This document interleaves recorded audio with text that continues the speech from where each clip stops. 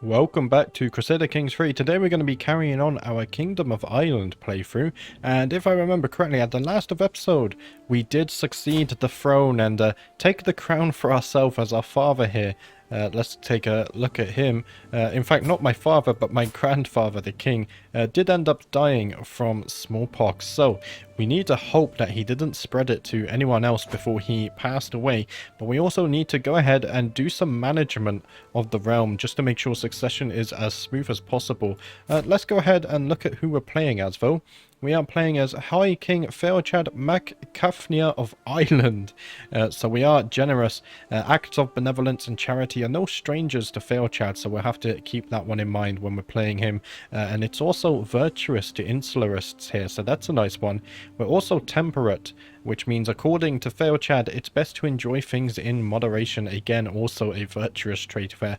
So we're definitely a man of God, but we're also just. Feochad has a strong sense of justice. So it looks like we're quite a devoted servant to our Lord and Savior here, but we're also just. And we're also a charismatic negotiator, so we do have that +6 diplomacy, plus 30% monthly diplomacy lifestyle experience. A master of persuasive rhetoric and the nuances of diplomacy. Feochad is an excellent diplomat, and we're also strong for that +4 prowess and medium health boost.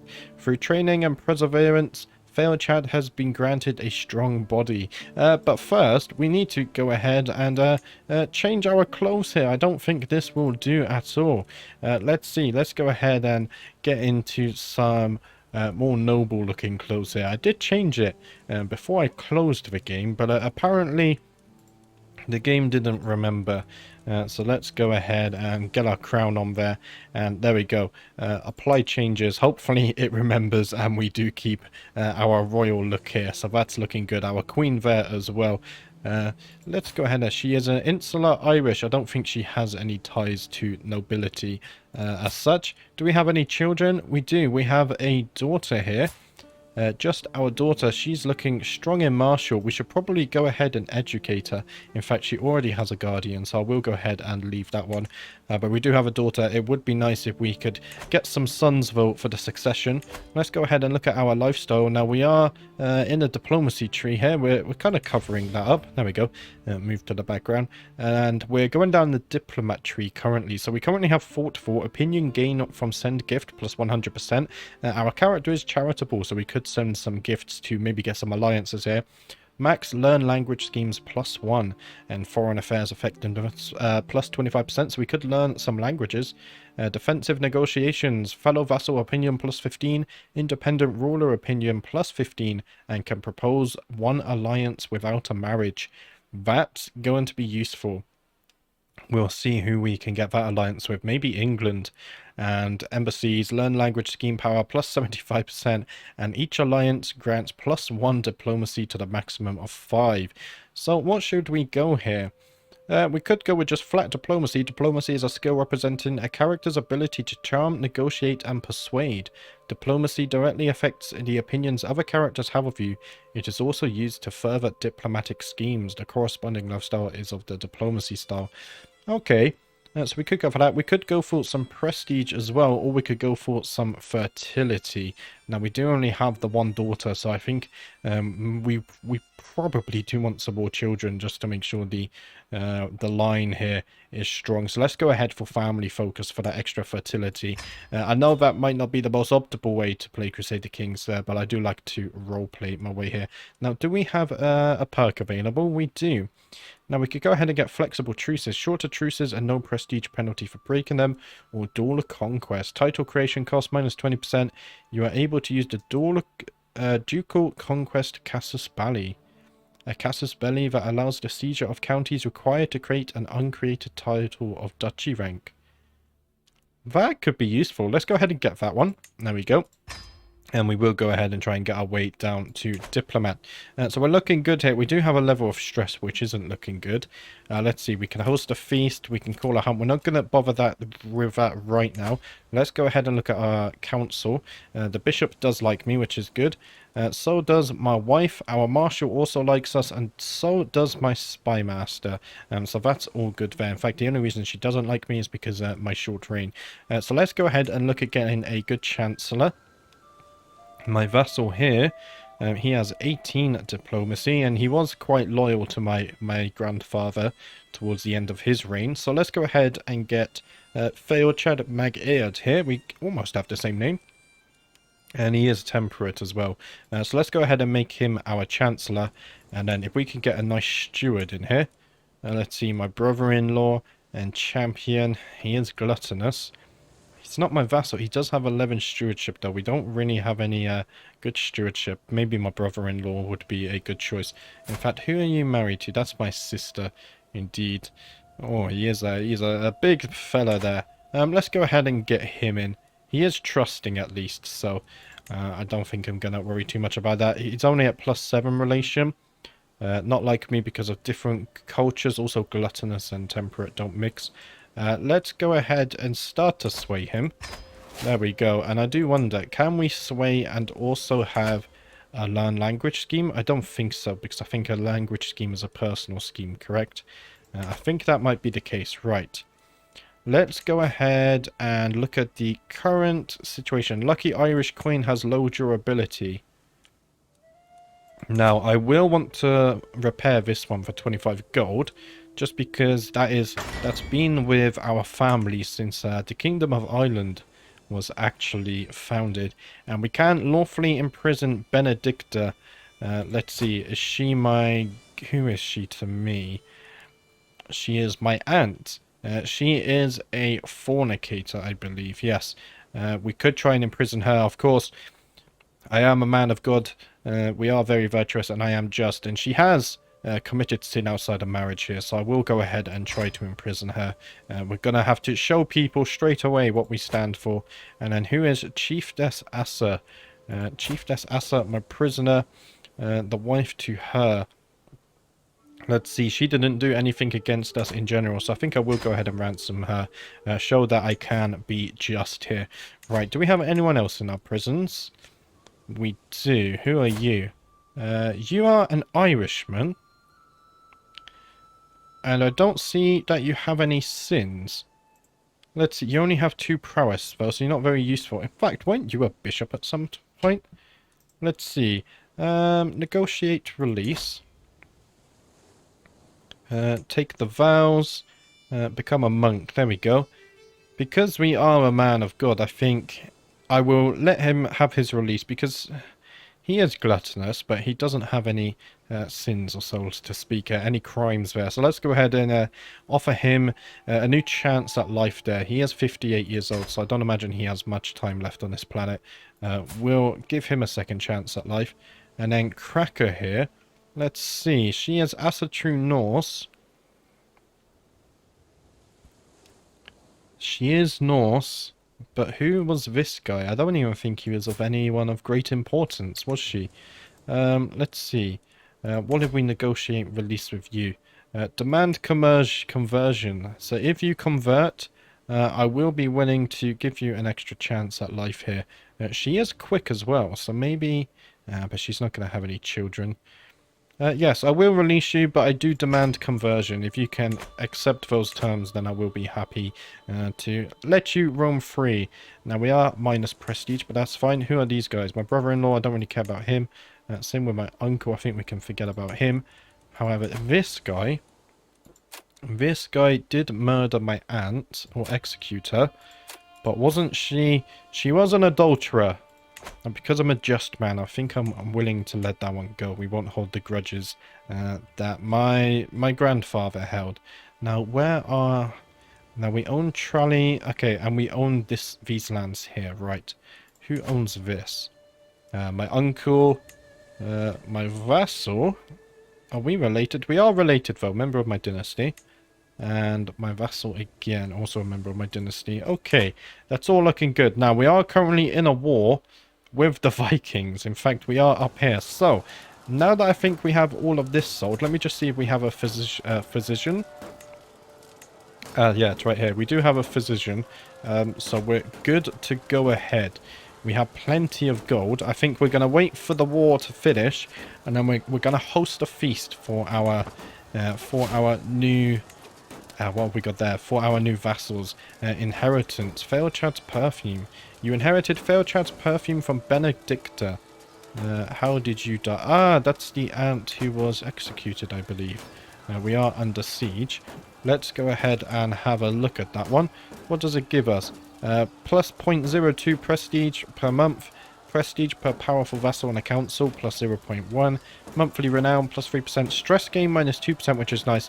And attraction opinion, plus 8. So let's go ahead and equip that. That should help us. The attraction especially, maybe our wife will provide us with some children. Now, we do have some stress to deal with. I do wonder, do I have any unique decisions here to get rid of stress? Renounce a vow of poverty. You will no longer donate a portion of your income. Ah. So because we took a vow of poverty, we do lose 20% of our income as well. Being the religious man we are, I think I'm okay with keeping that one. So let's go ahead and fast forward time here to the benign Failchad. I have no choice but to accept your conditions for my release. So there we go. He does become a monk there for the church. And begin his new life. Hopefully he takes the path to righteousness there. And also our other prisoner, she does convert to Insular. Farewell, Cracker. May you also live a new life in the country of Ireland, away from your forefathers. There we go. Let's go ahead and speed up time. This siege is taking a little bit there. Smallpox, a new day. The outbreak of smallpox which has ravaged my court is finally over. Its victims have all either recovered or departed from this world. My courtier Shunlin ensures me that all bodies have been properly disposed of, and that the threat is completely gone. Yet the road to recovery is long. We have lost my grandfather, High King Concobar, and many others. Life goes on, but the scars remain. Finally, we can rest and mourn. So that's the good news, is that the smallpox wasn't able to spread there, and we learnt valuable lessons that brothels aren't as fun as they may seem. What started as lover's pox eventually led to smallpox. Now we do have a decision here, getting ahead. A flock of robed men burst into my throne room, hectically searching the floor and uprooting everything from chairs to skirts in frantic search. High King Failchad, cries one. We are the followers of Martan the Headless, a great holy man who has been decapitated as part of a prophecy God gave him at birth. As often happens with holy figures, his head started rolling away. We have been chasing it through the land and are certain it rolled up the hillock into your stronghold. Now I don't think I'm willing to let them search. However, maybe they can let me join their search here. So let me join your search. I will amuse them. And if he is a great holy man, maybe something important would happen. But we do end up spending 10 court grandeur. We'll see if anything else happens from that event. But if Martin the Headless, I believe his name was, has decided to bless us with his presence and a word from God, then I think we should find out what that is. Powerful vassal expects a council position. Now, who is this? My uncle and vassal. Let's see, I'm going to ignore you for the time being. Our council has no open vacancies. And our physician does gain the novice physician trait. So that's nice there. And there we go, my son and heir. With a tired yet blissful smile, Grain presents me with a perfect little son. One day, child, you will carry on my legacy. What name would befit a high king? Now, as we all know, my father, I think he was murdered, right, in a war. So I think because after my father, is my father CATHNIA? Is he? I don't even know my father's name. Let's double check. My father was in fact called CATHNIA. Now, because he died, let's see, how did he die? He had his head ripped off by old Uber. Ah, yes, I do remember that. That was in the earlier episodes here. So, because my father never got to see the crown, I think it's only right that I dedicate my firstborn son here to my father. May you grow to be strong and wise, my son. CATHNIA II is now walking amongst us, so we do have a nice son here. Let's go ahead. Did he inherit any traits, I wonder? In fact, I don't think we have any traits he can inherit, so that's fine. We'll carry on and let him go. In fact, I'm going to go ahead and pin him just so we don't lose track of him. There we go. We can keep track of my player, heir, and son here. Let's carry on with the siege, though. The siege of Islay has about 8 months remaining. And our Royal Court Grandeur is now at level 0. Maybe we will have to spend some gold there. And Chieftain Isaac Mac Conqueror of Ormond has joined the Independence War. Okay. That's not the one that he's joining. However, there is currently a rebellion here to install Joshua of Ulster on the Irish throne, my brother-in-law, vassal and rival. Okay, we need to go ahead and look at our rivals, sorry.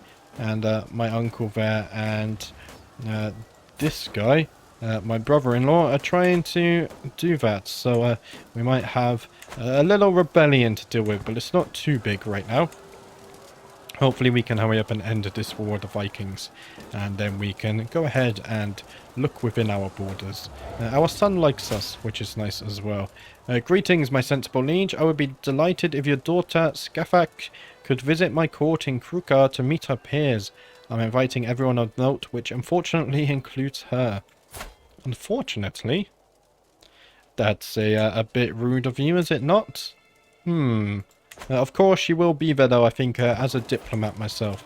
It's very important we allow our children to get those early relations, and our rival has been taken prisoner. That's a bit of good news there for us. Now, being a diplomat, I wonder, is it too young to have my son learn a language? Educate child, have a child study language. He has to be 6 years old, and we need a court tutor. So when he turns 6, we'll go ahead and recruit a court tutor to hopefully teach him some languages. Now, who are our allies as well? In fact, we only have one ally. Now, I do wonder, can we get an alliance with the King of England here? Let's see.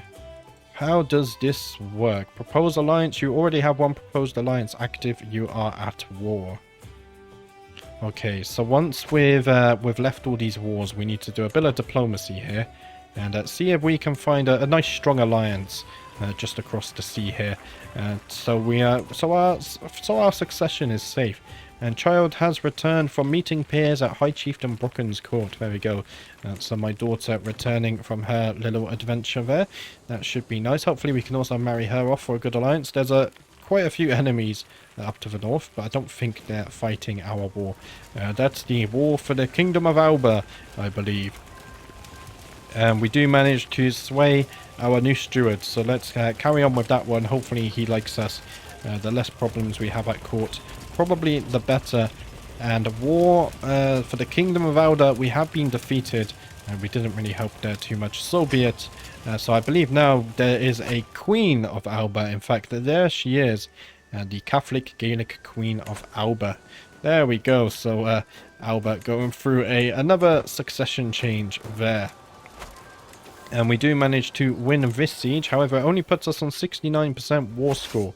I think we're going to have to go down here, defeat this army, and then siege back these lands. And maybe that should pull us back on 100. And Count Gudamar formed a new alliance. Count Herbert might join the Clementines' claim on the Duchy of Toulouse as an enemy. I think that's down in Navarra there. We don't have to worry about that one right now. We have more pressing matters to tend to, like defeating these Vikings so we can take back Difflin. Siege of Dundegan has been lost. Again, that's fine. Let's go down and attack them. It's been, so far, despite being at war, it's been quite a smooth transition, I would say, for the new King of Ireland here. So let's go ahead and destroy these Vikings. There we go. They are deciding to retreat. We should catch up to them in time. And this should be a very easy battle. Overwhelming numbers there for us. High Queen Grain gained the trait pregnant. There we go. My wife pregnant with hopefully another son. And we do manage to capture a prisoner there, a Danelander. Let's see. Can we move him to the dungeon? In fact, we can. I'm going to go ahead and put him in the dungeon there. There we go. We are a just man, but however, the war is still going on. We can speak about his release after the war. And there we go. No injuries or anything, casualties, just the capture of one of their vassals, which is really important. That will raise the war score a tad there. So let's go ahead and recapture these counties, but not before we have an exotic arms event. Along with their strange goods, merchants bring tall tales from distant lands, unverifiable, full of wonder. A group of Welsh peddlers purport to have brought Torcaro Uga objects, said to have come from the faraway court of a great ruler, Ituk of Quacho, no less. Oh boy, pronunciation is tough. Who? The leading trader grins darkly. This unique sword could be yours for a special price, of course, Great High King. A likely yarn indeed, if only I had some way to verify the hawker's story. Now I could pay him 75 gold here, plus 4 prowess and advantage in Oasis, plus 2. A wrought iron sword of fine craftsmanship, the blade is etched to display a relief of the Cross of Light. Or we could get rid of him. I think we do need good swords to fight wars. Maybe we should buy this sword here. However, is it really a smart play? Don't we currently have a sword? Let's go ahead and open our inventory. I do have a sword. A wrought iron sword of fine craftsmanship, everything in its construction serves a purpose, and its lack of opulent pretense gives the owners a strict... Okay, so there's no real tie to a sword here, so let's go ahead and buy this sword, actually. I was thinking maybe if it was had some Irish resemblance on the sword, we could have kept it. But let's go ahead and get this Bjorga sword here. So we raise our prowess a little more, and maybe we can gift this other sword to maybe the King of England. Maybe we can improve our relations there. So let's go ahead and siege back these towns, and I think that might just be enough to get us to 100% war score, and we could truly claim that we have the Kingdom of Ireland then. I might even consider moving my capital. Of course, this would be accurate to modern day, and there are a lot of baronies in this county here. So I think I would actually like to have Difflin for myself. Let's see, so 2 more days on this siege. We have now control of Oriel. We're just waiting for our allies here from England to capture this. And we do manage to sway our steward again. Defeat, we have lost the Liberty War. Where is this taking place? For the Kingdom of Navarra, so be it. And there we go. We have won the Irish conquest of the Earldom of Difflin. Let's go ahead and enforce our demands there. We gain 75 fame. We also get 75 prestige to share between our allies. And Ivar the Boneless loses some prestige. Ivar's getting on a bit now, isn't he? 64 years old. I don't imagine he has too long left in him, and his lands begin to disintegrate. So let's go ahead and enforce our demands there. To the benign High King Fairchad of Ireland, peace be with you. You are a much greater foe than I imagined. In order to put an end to this bloodshed, I will comply with your demands. So, in fact, he's being quite respectful there at the end. So let's go ahead and accept that. And we do have low county control in Dublin. So what we're going to do here straight away is I definitely want to go ahead and increase the control here. So let's do that. And I do want to move my capital here. However, we don't have the Duchy of Meath. I would need to take this, but our ally there has control of this. But I definitely want to move my capital here. It does sound like something I want. Now, what are we currently researching? We currently we're currently researching city planning. Done in about 40 years. Okay, that's fine. Now, we have 2 more wars we're fighting. This one is the claim on the Duchy of Toulouse. Now, where's this? Okay, this is down in Navarra. And what about this war? This is also down in Navarra. So I don't think I'm going to help out in these wars. We've just finished fighting our wars. In fact, what I want to do is go ahead and host a feast. Not to just celebrate my grandfather here, but also celebrate the fact that Ireland truly is belonging to the Irish now. So we can start a feast in Desmond, may increase our vassals' opinion of us, and we lose 40 stress because we are generous. So that should also take us under the stress level there. So let's go ahead and send the invitations. There we go. We are no longer stressed, which is nice. We can also ask our head of faith for gold if we so choose. Let's actually go ahead and do that.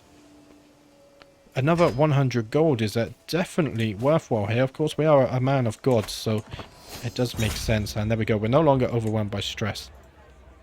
And a cheery gathering. The guests are gathered in a great hall. Lords and ladies from the near and far reaches of the realm. The mood is bright and spirits are high as the feast begins.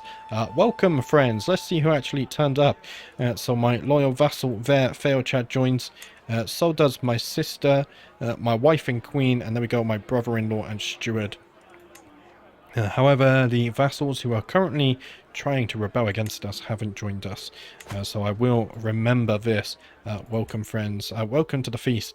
And greetings, High King Feochad of Ireland. I have considered your plight and decided to grant your request. May these funds help you spread the true faith in your lands. These funds will bring me victory. Thank you very much. And now that the war is over, I also want to go ahead and look at our prisoner here. Now, he is a Danelander, however, we're also just. Let's see if we can negotiate your release. Would you convert to insularism, I wonder?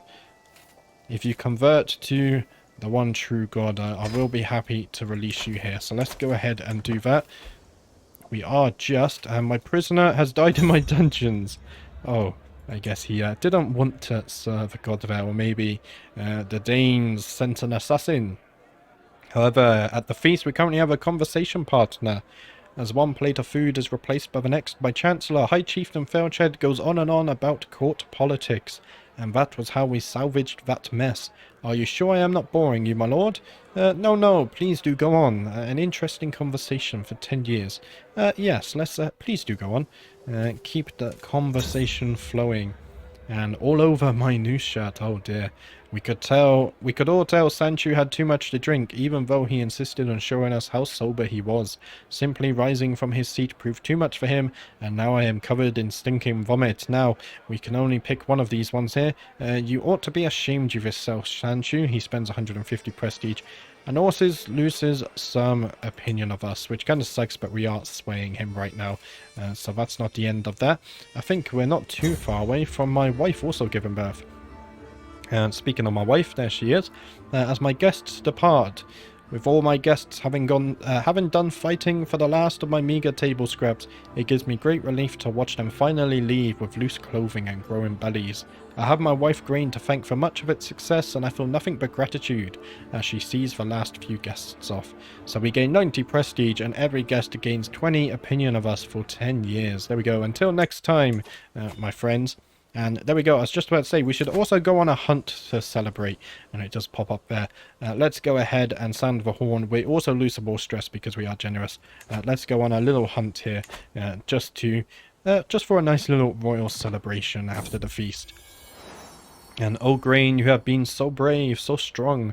Words cannot describe my love for you. And now we have a perfect little daughter. Oh, so we have a second daughter here. That's nice.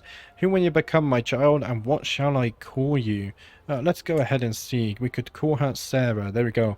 May you grow to be strong and wise, my daughter. Indeed, grow strong, Sarah, and follow the light. Speaking of which, we're currently a devoted servant. Aha, illegal prey. Poachers, here in the High Chieftain's woods. They huddle together as I ride up with my guards, making a poor job of hiding the dead wolf behind them. We did not do this, your mercy. Their blades and bows belie their words. They will hang and their villagers will pay. Punished poachers, you all seem to be excellent bowmen. Well, the animal is mine, along with fines for their lives. So what happens here? So we get some gold, we gain prestige, and the Eldamar Athlone gains popular opinion minus 30. Now, I think killing them is a bit extreme. However, I think fines would go a long way to make sure they don't break the laws of the realm again. I am a just man, and I think that's a fitting punishment for the crime there. So let's go ahead and do that. Oh, we spend 75 prestige, okay. And they get Poaching outrage for 10 years. Rise of the Scots. Though they share common origins with other Anglo-Saxons, the clans living in northern Britain's lowlands have adapted to life in the rugged terrain. Diverging culturally and linguistically from their former countrymen, these Scots have enthusiastically embraced their new cultural identity. Will they be able to thrive on their own? Let's see, what menu is it for culture? And there we go, we can see the Scots here have risen up with the Gaelic, so that's interesting. Of course, we have the Irish here, we have some Norse, the Cumbrians are still going strong. Danelanders are actually kind of dying out, they're becoming Cumbrians. Anglo-Saxons are going strong, the Welsh struggling. We do have some Welsh Norse down here, and again the Cornish are also dying out, as well as the Bretons down here as well. Interesting stuff there, but at least the Irish, the Gaelic, and the Anglo-Saxons here seem to be prevailing, which is nice to see. But let's go ahead and unpause the game there. I think the worst of the Viking conquests are probably over now. And we do return from the wild. The hunt is drawing to an end. We mount our horses to leave the wetlands behind as the servants prepare the wolf and other game for the journey back.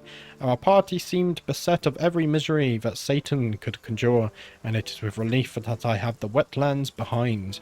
We return home in disappointment, but we do gain 150 prestige there, which actually gets us out of our deficit. So that is nice to see there. Now, we're still in these two wars. However, hopefully when those two wars end, we should be in quite a good place. We can definitely go ahead. In fact, I just realized I still have an army here. Let's go ahead and disband the army. There we go. That's why my monthly income was still so high. I was wondering about that. So let's go ahead and disband that army. They did miss the feast. Maybe we hired them to guard the feast and the hunt. There we go. Just make sure all the soldiers came with us. I think that's a fitting roleplay there. Now, our son is 1 year old. What we can do, I think in future, we're going to want to go ahead and level up Dublin here. Construct new duchy building. We don't have access to it right now, but as we raise the control here and build more buildings, I think this will definitely become the capital, and hopefully one day we can also have Athlone for ourselves, but we will have to see where that leads. However, unfortunately for now, I think that's a good place to end the episode, as we just unlock a diplomacy perk. Let's go ahead and get forced vassalage. You are able to use the forced vassalization casus belli. A casus belli allowing for the forceful vassalization of a neighboring independent ruler of lower rank. Oh. That could be strong for taking back Wales. And we could give that to the Welsh. I'm not too interested in having Irish people lead Wales. I do want to give it back to the Welsh. Kick out the Danes here. The Vikings. So let's go ahead and get that. And as I was saying, I think that's a good episode, or a good place in the episode to end there. The Danelaw is shrinking. Lancaster are now independent. They are led by the Anglo-Saxons as well, so it looks like they are fighting back as well. Alba looks to be in a bit of trouble. But thank you for watching, and I will be back on Thursday with another Crusader Kings episode. I shall see you next time.